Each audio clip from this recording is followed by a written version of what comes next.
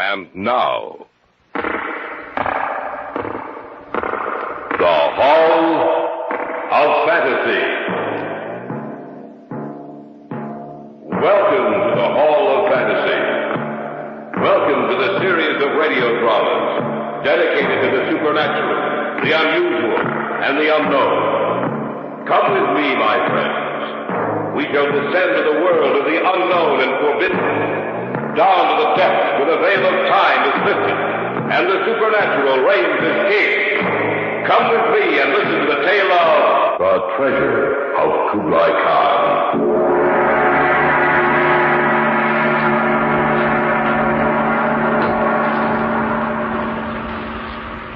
It would be impossible for him to still be alive. What was that? What? The sound I just heard. Only the call of the jackal, Miss Carlton. It frightened me. It is a brother to the wolf. They say its call means misfortune. There it is again. Take it easy, Marion. I don't know why I'm so nervous. Unless what? I had that same dream last night, Brad. But it was just a dream, Marion. I know, but it was so real. Even when I woke up, I felt that I'd actually been there. That you and Mr. Hussein were really dead.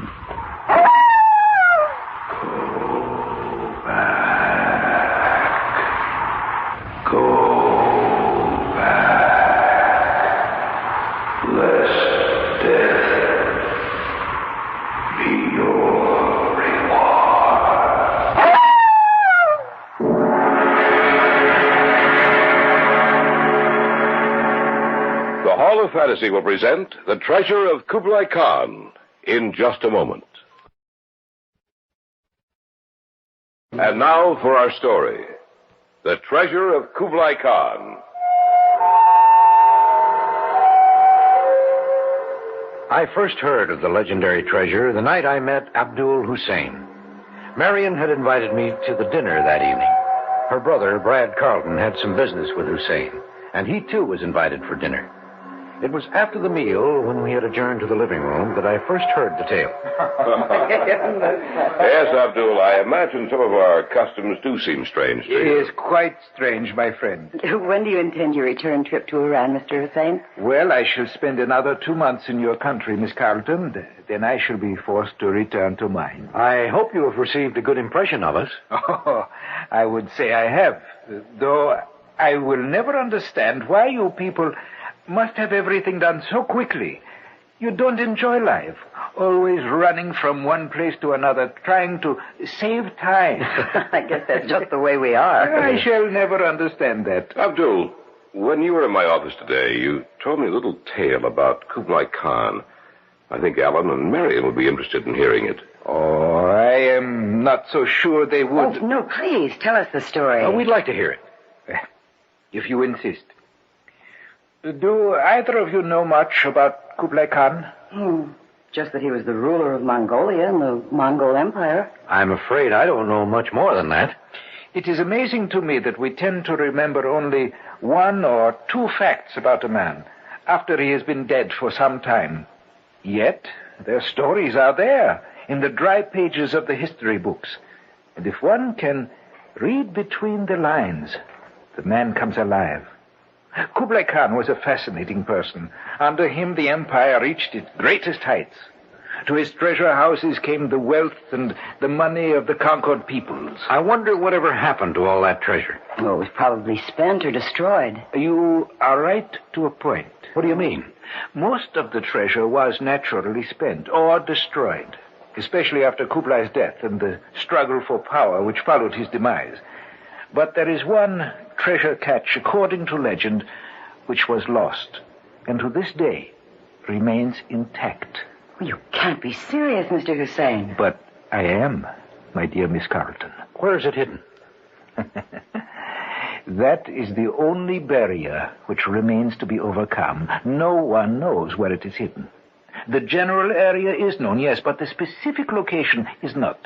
What general area? It is said that the lost treasure of Kublai Khan lies somewhere between the Deshti-Keber Desert and the Elburz Mountains. But that's in your country. The seat of government for Kublai Khan was in northeastern China. So it was. Well, why wouldn't Kublai Khan keep his treasure where he could get to it easily? Why would he hide it almost 3,000 miles away?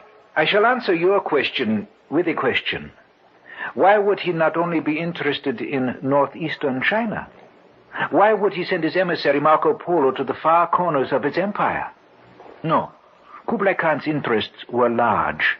His armies had to be paid, and they ranged all over his vast empire, guarding its borders.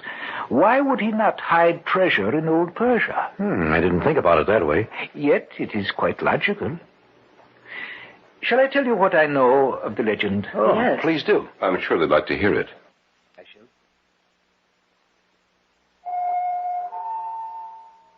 Shortly after he founded the Yuan dynasty in the year 1260, Kublai Khan had reason to believe that an attempt would be made to overthrow him. Kublai Khan was not sure whether the attempt would succeed or not, but if the attempt were made and was successful, then Kublai Khan planned to escape to Persia, from whence he would be able to direct an attack against the usurper. Accordingly, he sent for one of his ablest generals. You sent for me, O Khan? Yes, General Ling. You are to take enough men and supplies to transport the Shangtu treasure to Persia. There you will hide it and guard it. As you order, magnificent. When the treasure has been hidden, you are to kill all but a few of your most trusted men, so that no one will know the hiding place. If need be, destroy them all, and guard the treasure yourself until such time as I send to you. Yes, O great Khan. Remember, General Ling, if you must, destroy everyone, so that no enemies will stand at our backs with their daggers poised. It shall be as you desire, O Khan. Not one will escape alive. The treasure was transported to Persia. True to his word, General Ling picked a few of his followers, and together they destroyed the others. And then, one by one, Ling himself killed those that were left.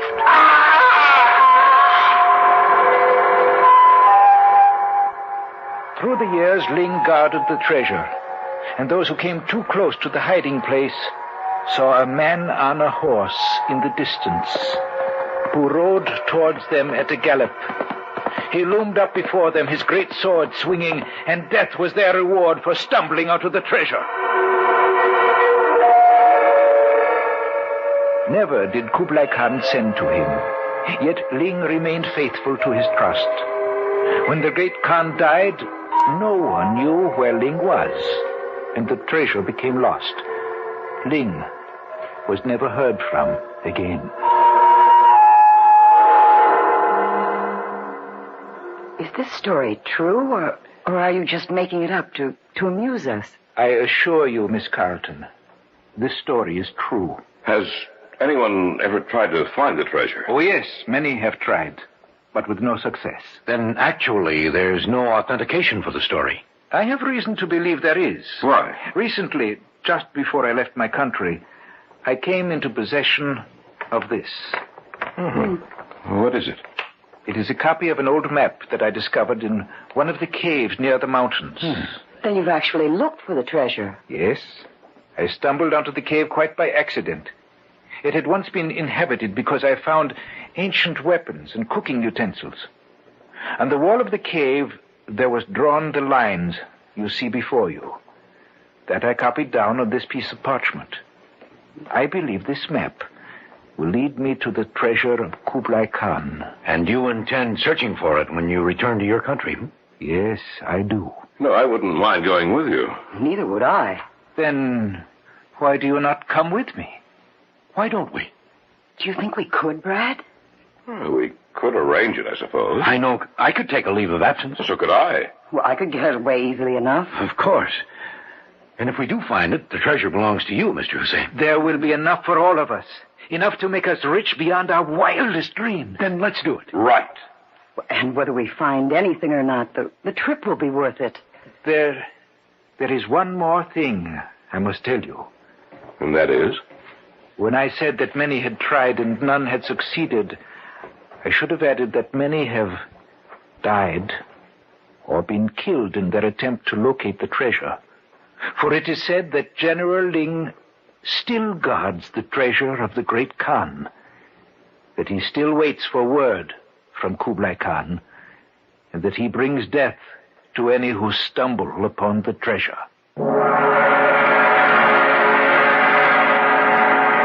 We'll return to the Hall of Fantasy and the tale of the treasure of Kublai Khan in just a moment. Back now to the Hall of Fantasy and the tale of the treasure of Kublai Khan.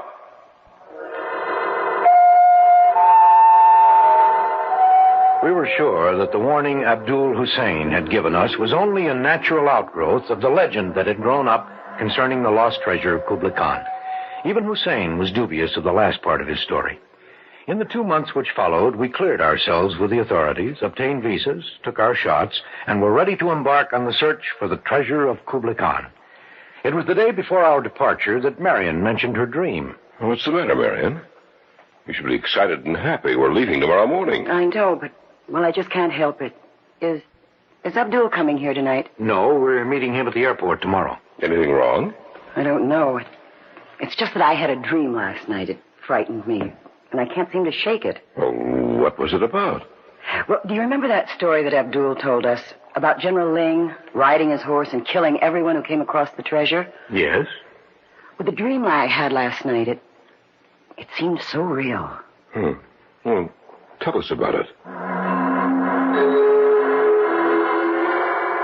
Well, I dreamt that we were over there. We just crossed the desert. Ahead of us, the mountains rose up into the sky. I heard hoofbeats, and I looked up and saw a man on horseback riding toward us. He reined in and pointed to us. "Go back," he said. "Go back before it is too late."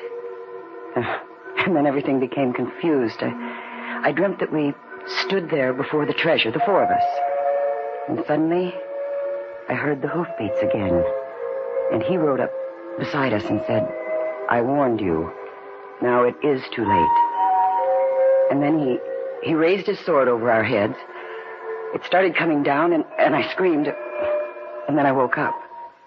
And then what happened? Well, that was all, except that when I fell back to sleep, I dreamed I saw pictures. Pictures? Yes, like photographs. They flashed before me one by one. I saw the four of us standing before the treasure, and then the man with the sword in his hand, and Hussein lying on the ground, dead. And what else? I saw you, Brad, lying on the ground, and you were dead. It was just a dream, Marion. You were probably excited last night when you went to bed. We've been all but living for the day when we start out. That's why you had that dream last night. I don't know. Maybe it was a warning of some kind. It was only a dream, Marion. That's right. It's just a dream, nothing else. Your brother intends to live a long time. Still, it seems so real. It's so real.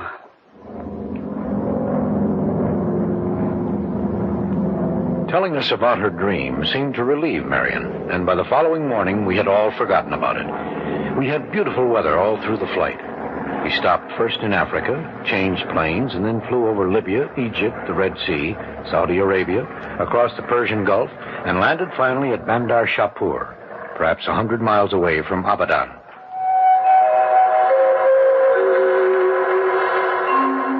We went by car to Isfahan. There we picked up a guide and camels and started across the desert. We traveled slowly, being able to make only about 30 miles a day. 8 days after we left Isfahan, we caught sight of the Elburz Mountains. We were seated around the campfire. We have not much farther to go. We should reach the cave sometime late tomorrow. The cave? Yes, I want to go there first, to make sure the map is absolutely correct. From there, we will follow the map to its treasure. What if the map doesn't lead us to the treasure? But that is possible, I know. If that is the case, then I shall begin all over again. I have searched for Kublai Khan's treasure for 10 years. I shall continue to search for it. The guide you hired isn't very talkative. You are foreigners. He is afraid of you, does not trust you. But he is a good man. I hope we do find the treasure, Abdul. Oh, I'd hate to go back empty-handed. I have a feeling that we will. And the stories about General Ling? You mean that he still guards the treasure? Yes. They are not true, of course. It would be impossible for him to still be alive. What was that? What? The sound I just heard. Only the call of the jackal, Miss Carlton.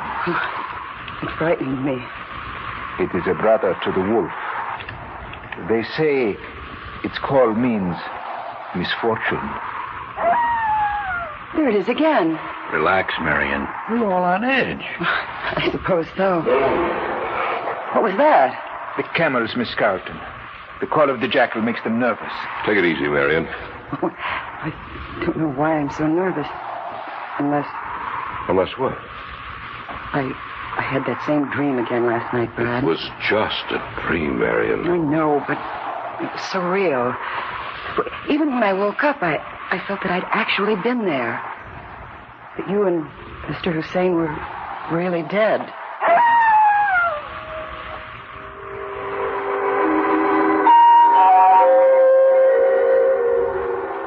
I must admit that the howling of the distant jackal even made me nervous.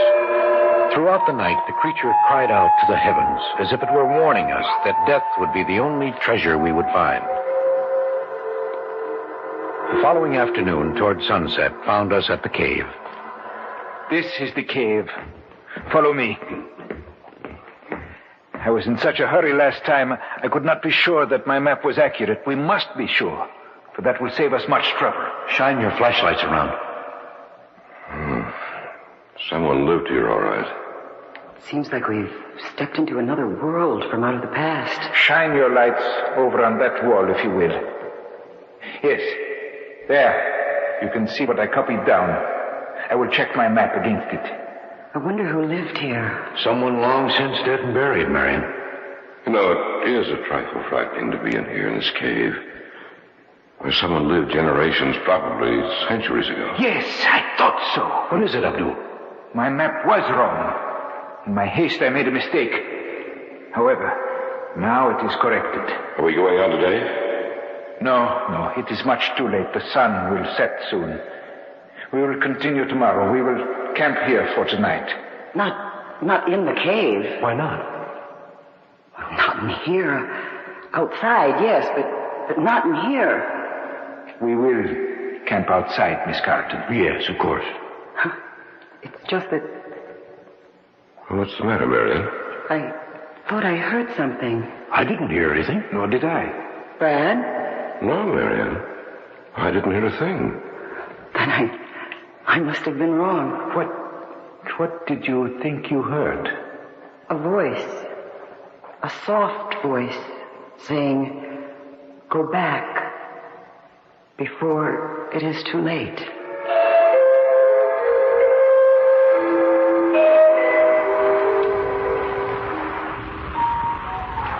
What time is it? Almost 11. Well, Marion had the right idea. She went to bed almost an hour and a half ago. Well, I think it is time for me to retire also. What happened to Ali, the guide? Well, I imagine he retired some time ago. I thought I saw him go into the cave. When? A short while ago. It is possible he went in, but why he should go, that I cannot understand. Unless it is something that... That was a scream. It came from the cave. We'd better take a look. Right, come on. Ollie, are you all right? He does not answer. We'll see what's wrong in a moment. Oh. There he is. Ali. What's wrong? Just a moment. Well? He's dead. What? Yes. He's dead. Go back. Go back. Let's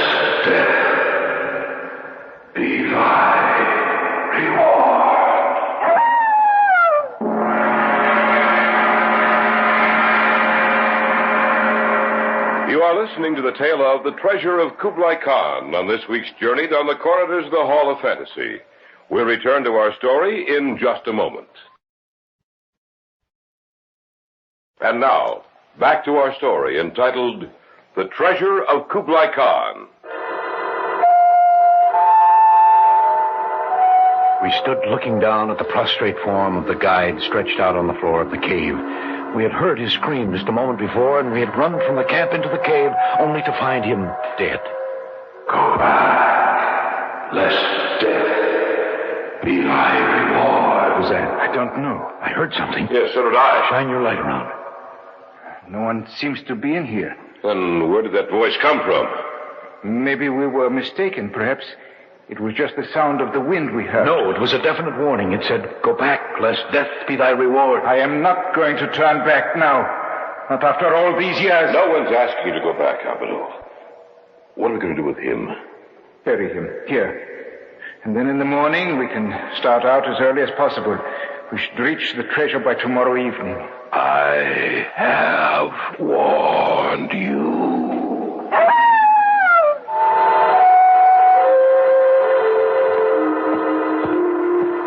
Seems to be leading us back into the desert. We are traveling in the right direction.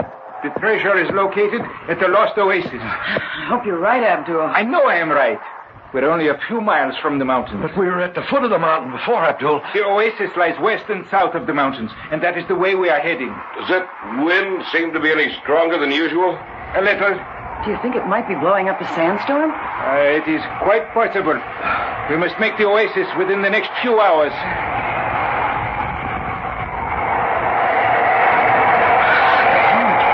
It should be just up ahead. I can't see a thing in this storm. Unless we have gotten off the trail, we should be at the oasis any minute now. I hope you're right, Abdul. Isn't that something up there? I can't see.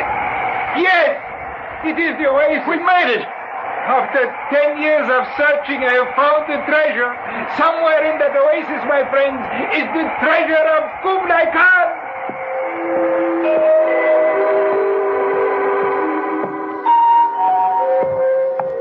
It's getting dark. Yes. The night is upon us. Maybe we ought to wait until the morning comes. No, we've come this far. I want to see the treasure now. I sense that we are getting very close to it. Look, up ahead. Yes. Yes, that is it. Be careful. Ah, we have found it. We have found the treasure of Kublai Khan. It's like a small oriental temple. There's no doorway, just an arch opening into the building. Let's go inside. Yes. All right. Shine your flashlights around. Oh, the whole building is covered with open trunks and bags of gold and jewels. The wealth and grandeur of an empire now dead. We don't belong here. I feel that we're looking at a dead world. The night is upon us, and the jackal is telling the creatures of the desert that we are here. Why don't we go back to our camp? Just a minute. I'll take some of these with me. I want to tell myself this isn't just a dream. Put them back, Brad. What's the matter with you, Marion? Maybe you ought to put him back, Brad. I think Marion's right. This is the treasure of a dead world. It should remain dead. You mean we should leave a treasure here and go back empty-handed? Don't be a fool. And I shall take some too, huh? Yes, Abdul. The jewels we hold in our hands are enough in themselves to make us rich. But all of it is ours. All of it. Yes, all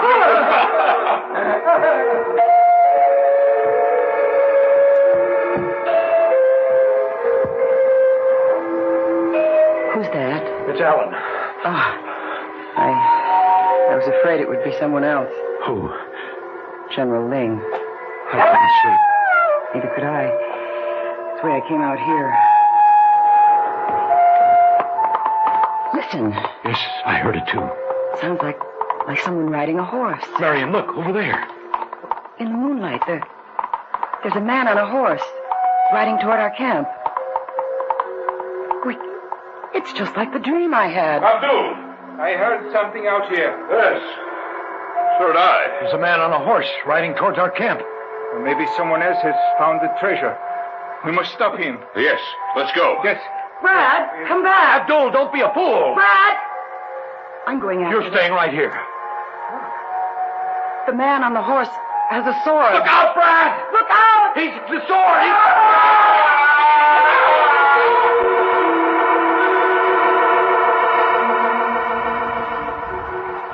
They're dead. Both of them. Yes. It was just like the dream. Just like the dream. We should never have come here. Listen, he's coming back. What are we going to do? We'll wait here for him. There's nothing else we can do. I warned you. Still, you did not heed my warning. The two of you are free to return to your own land. The other two coveted the treasure of the great Khan, and so I brought death to them. Leave now. Leave this place, and wipe from your minds all thoughts of the treasure. For I must guard the treasure of Kublai Khan until he sends for me. Those who seek the treasure will find the way. Death.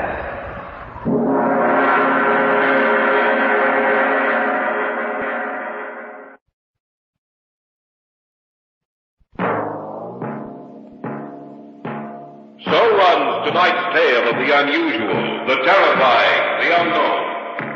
Join us again when next we journey down the corridors of the Hall of Fantasy to hear another strange tale of the supernatural.